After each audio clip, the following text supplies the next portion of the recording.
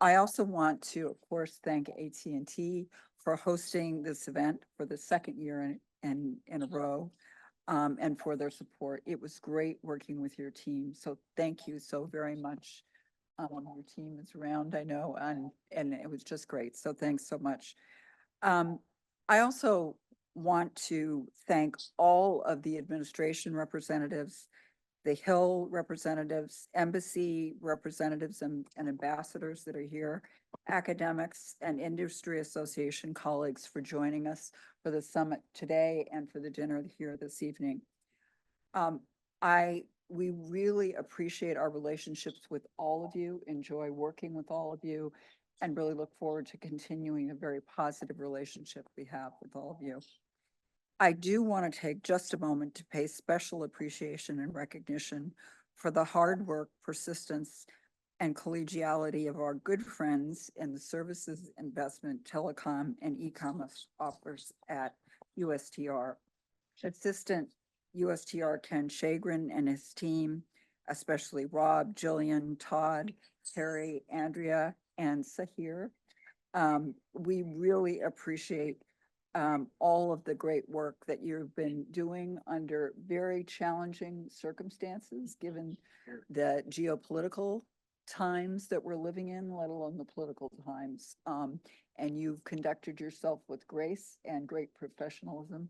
So we really, really appreciate it. So I know that everyone will want to join me in giving a round of applause. If you can, and your team could maybe stand. Those of you that are here.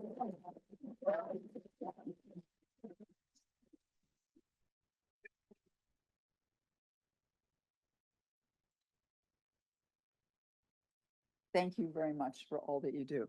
Appreciate it.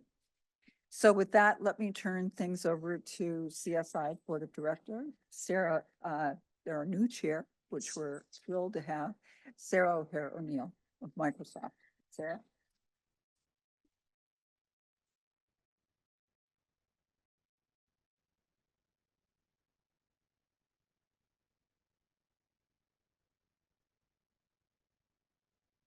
Hello, everyone, and good evening. So, Christy just introduced me, but I am the Deputy General Counsel for Global Trade at Microsoft and the new Chair of the Board of Directors for CSI. And tonight, I have the honor of introducing our keynote speaker, Secretary General of the OECD, Mathias Cormann, and of presenting him with CSI's Global Services and Digital Leadership Award. Secretary General Cormann took up his role at OECD just 3 years ago in 2021, but he has presided over an extremely productive period for the organization. The OECD now stands at the forefront of global efforts to operationalize data free flow with trust, and it has remained a critical convener in developing a framework for responsible AI governance. As of today, the OECD's new report highlights the essential role that services play in a digital economy and in the global economy. And this is very timely and important work. It's past time to recognize the benefits of liberalizing services trade, a goal that was set out in the WTO's landmark agreement on trade, the General Agreement in Trade and Services, or GATS, but has yet to be realized. We need to recognize and dismantle the barriers to services trade, which, as the OECD documents in its report, are on the rise. We commend the report for underscoring the need for trade discussions to address these barriers and highlighting the value of liberalization initiatives. But the focus on services and digital policy, which is critical for CSI members, represents just one piece of the OECD's broad remit. Under Secretary General Cormann's leadership, the OECD has also prioritized promoting inclusive economic growth. It has focused on facilitating multilateral cooperation on climate action. These are two key priorities that are essential for the healthy functioning of global trade. And of course, the OECD is also pursuing the strategic and thoughtful expansion of its membership. It's bringing more countries on board to ensure it retains a strong and representative voice in policymaking for a healthy rules-based trading system. Just last week, the OECD announced that it was beginning formal accession talks with Thailand, joining Indonesia as the second country in Southeast Asia to seek membership. It's a testament to the power of shared democratic values and free markets that the OECD stands for, that it's able to continue to grow its membership. But it's also a testament to Secretary General Cormann's personal energy and the perspective he brings as the first Secretary General from the Asia Pacific region. To give you a little bit more background on Secretary General Cormann, I should add that before coming to the OECD, he had a long and successful career in the Australian government. He served as Minister for Finance after earlier positions in government, including in the Australian Senate. So he's particularly well suited to understanding the complex political dynamics that influence policymaking. And we're fortunate that the OECD and the trade community are now benefiting from his considerable talents. It's with great pleasure that I present Secretary General Cormann with CSI's Global Services and Digital Leadership Award.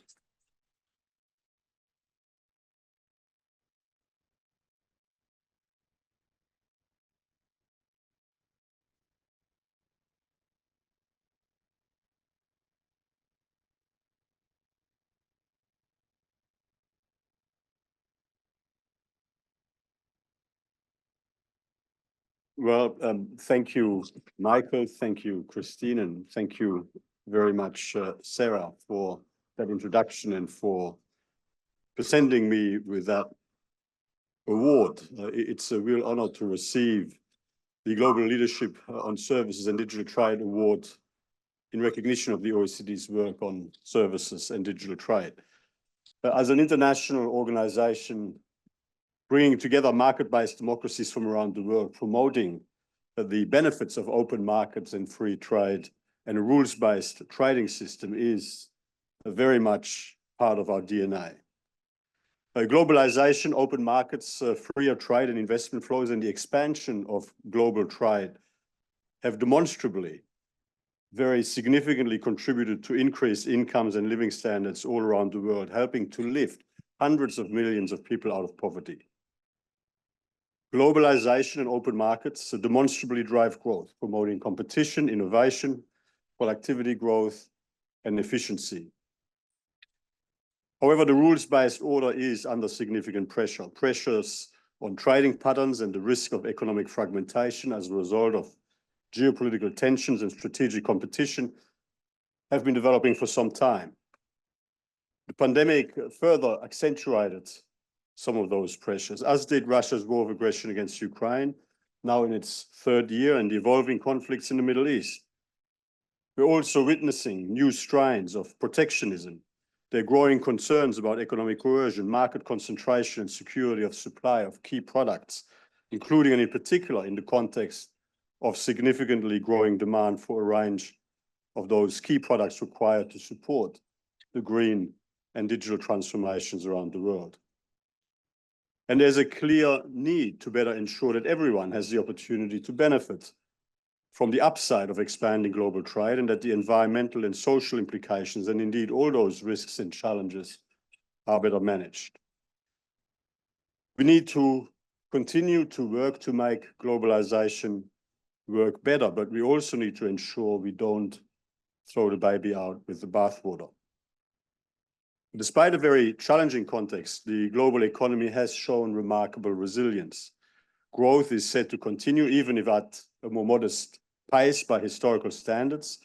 Emerging Asia, that is China, India, Indonesia, and dynamic Asian economies continue to account for more than half of all global growth.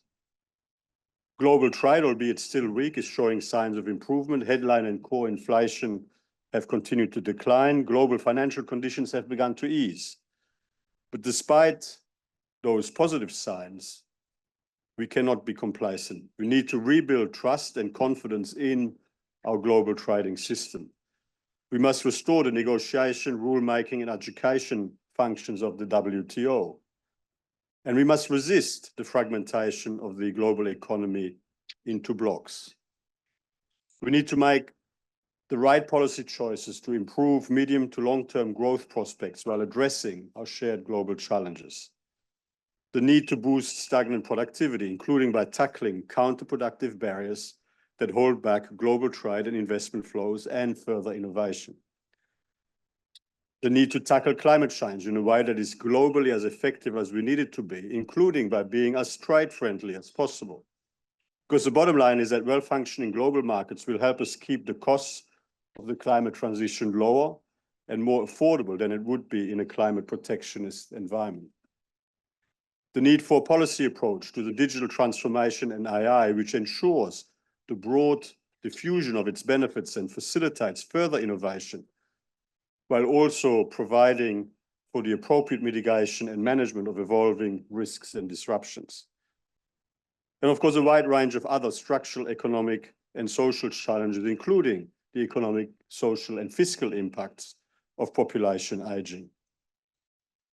Well-functioning global markets, a global level playing field, and a rules-based trading system in good working order are a key foundation to help us manage all of those challenges. And while I know there are a lot of supporters of open markets and free trade in this room, the case for continuing trade liberalization in general is no longer being made, certainly not strongly and persuasively enough in the political circles that matter. The current increases in trade restricting measures will have a negative impact on business activity, on growth, on income convergence, and on the costs of the green transition. Last year, 11.8% of the value of G20 imports were affected by import restrictions implemented since 2009. So one of my messages here today is we need to reinvigorate trade liberalization efforts around the world, and we need US leadership as we seek to reinvigorate trade liberalization efforts around the world. In a well-functioning global market, there's of course nothing wrong with de-risking. Any business facing risks will assess its risks and develop strategies to better manage those risks. Excessive concentration of production and supply base, or the customer base for that matter, increases risk. So it's of course appropriate to assess those risks and seek to address them, including, for example, through diversification strategies. But let's do so in a sensible and balanced way and without unnecessarily putting at risk the upside benefits that come with expanding global trade.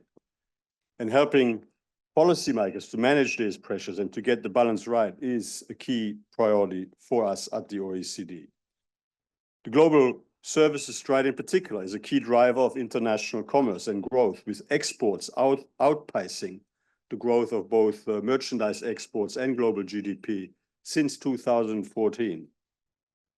Trade in services as a share of GDP nearly doubled from 7.6% back in 1990 to 13.4% in 2022, notwithstanding the drop in services trade during the COVID years.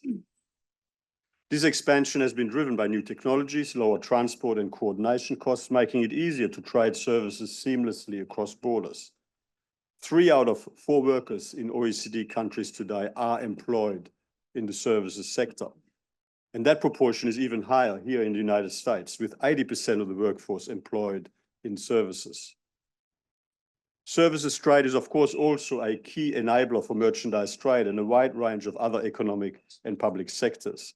Logistics and transportation to move people and goods, finance, legal and accounting services for businesses to operate efficiently and globally, telecommunications and computer services to enable the development of the digital economy, architecture, engineering, and construction to provide the infrastructure that underpins growth.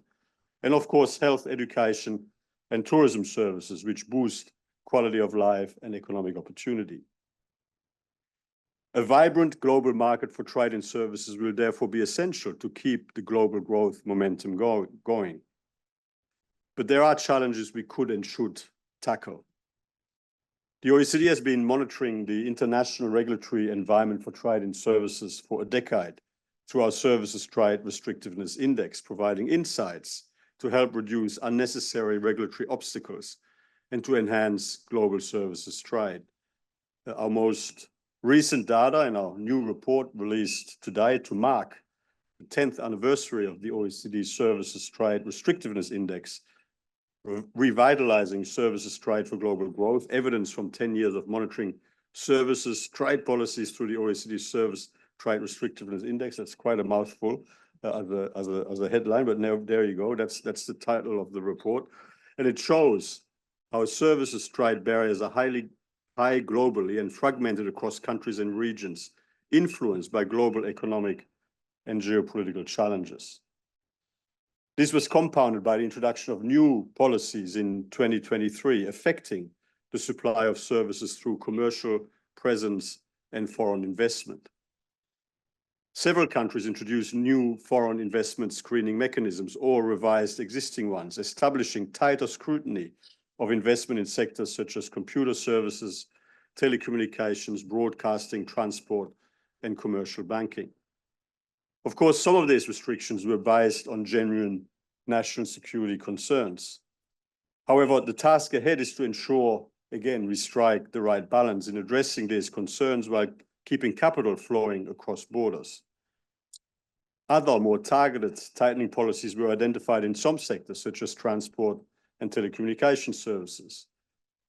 The OECD Services Trade Restrictiveness Index provides a unique roadmap to help policymakers and regulators identify areas where countries could do further work to ease unnecessary regulatory hurdles on services.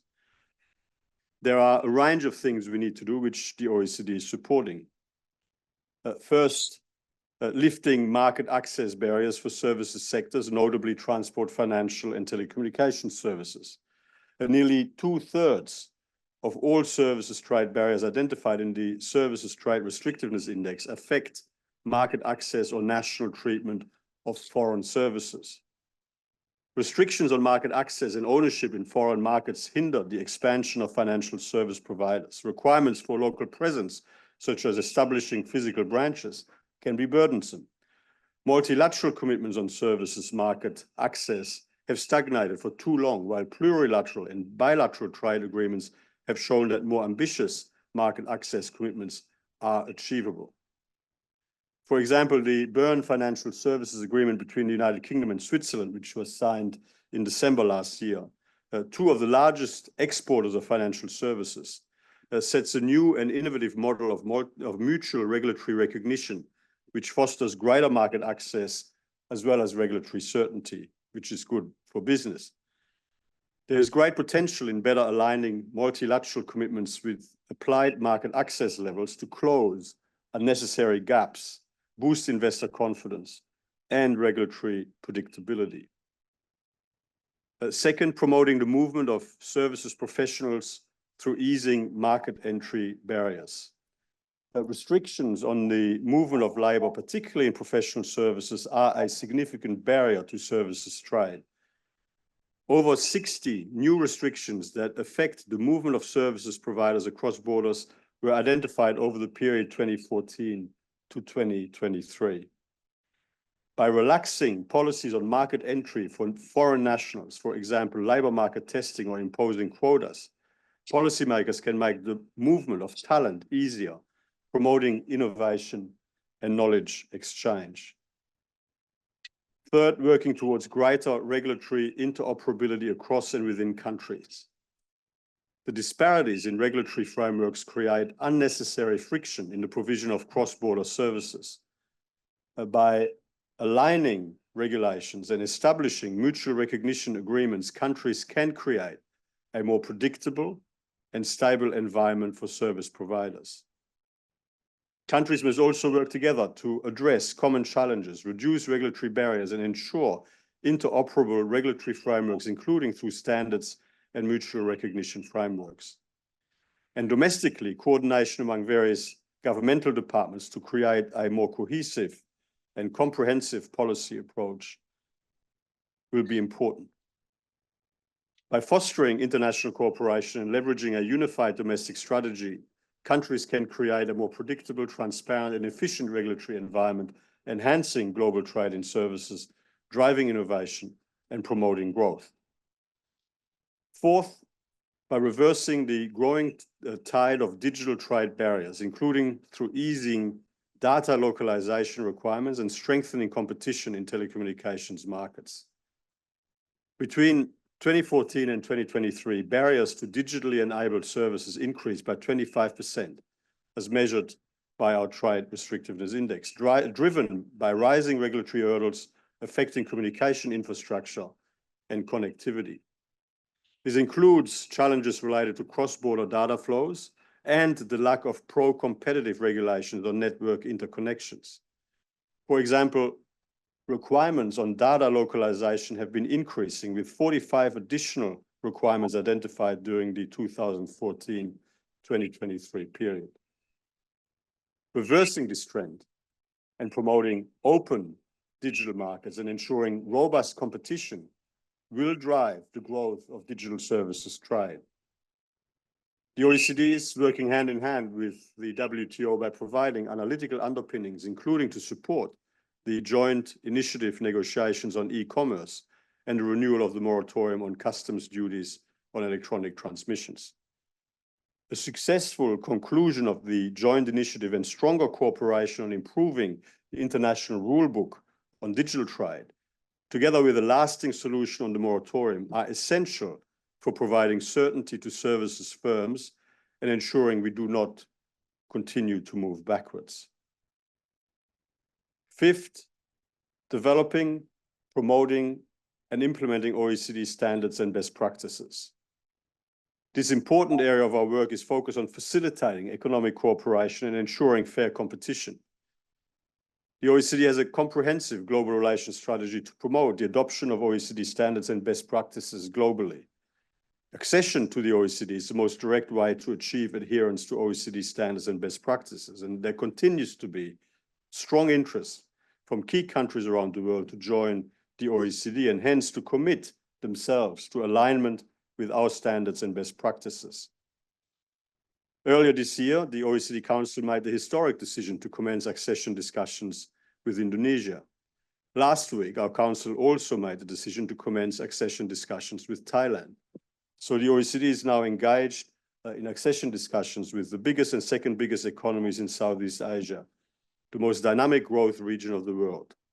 And those countries are now engaged in a process of alignment with OECD standards and best practices as a means to anchor their reform agenda towards becoming advanced economies. But it also means it's a very significant step forward in creating a global level playing field for trade. Indonesia and Thailand are joining Argentina, Brazil, and Peru from Latin America, and Bulgaria, Croatia, and Romania as EU countries as current accession candidate countries. Indonesia and Thailand engaged in this process will have a beneficial impact on the rules-based order across their region and beyond, which is also important for trade liberalization efforts. For example, our Services Trade Restrictiveness Index helps identify opportunities for further services trade liberalization, including for Indonesia and Thailand, which at this point remain much more restrictive than the OECD average. In closing, the sustainable expansion of global trade and investment remains one of the most important drivers of further economic development and growth. So we have a shared interest in supporting and strengthening it. The OECD will remain committed to encouraging further progress on trade liberalization, supporting a more level playing field, generating new opportunities and revitalizing services trade discussions. So let's continue to reach out to the many willing partners across the world so that we can optimize the transitions underway in our economies and our societies, make trade work better, and use sound evidence-based strategies to strengthen our economic security without compromising opportunity and prosperity.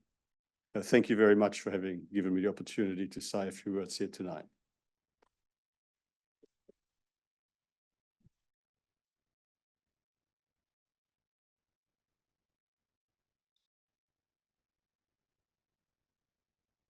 Well, I want to thank you, Mr. Secretary General. That was a very, very thorough, interesting, and important speech. So we appreciate it. And I hope everyone now can enjoy their dinner. And there's a lot of food for thought in that speech and from the programs today. So I hope there will be good table conversation. So please enjoy your dinners.